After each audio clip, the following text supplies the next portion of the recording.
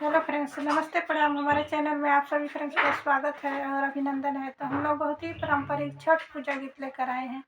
अगर अच्छा लगेगा तो लाइक शेयर सब्सक्राइब जरूर कीजिएगा और कमेंट बॉक्स में जय माता जी लिखना ना भूलिएगा। तो चलिए सुनाते हैं। जय छठी मैया।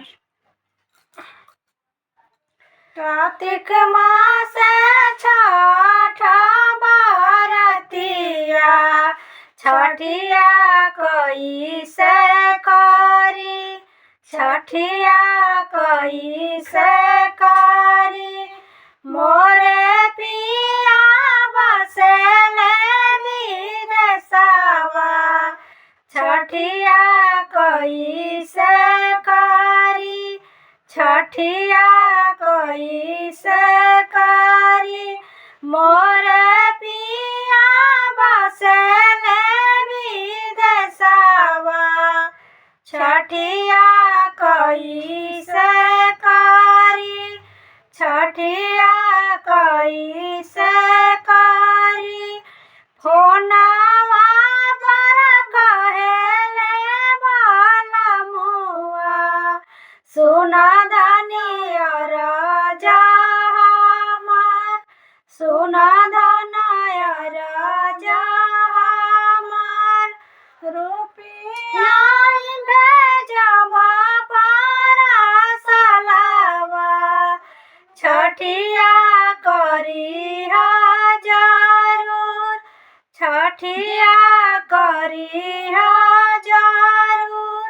फलवा भेजब पार्सलवा,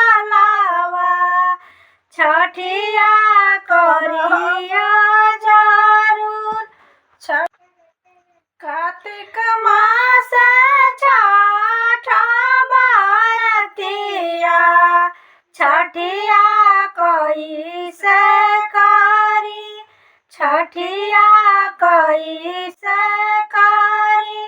मोरा पिया बसेले विदेशवा, छठिया कैसे करी, छठिया कैसे करी।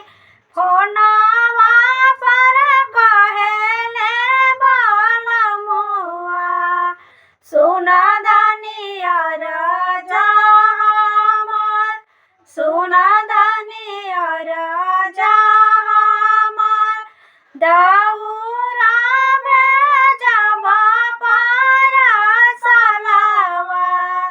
छठिया करी जरूर, छठिया करी जरूर। चुनरी भेजब पार्सलवा, छठिया करी जरूर, छठिया करी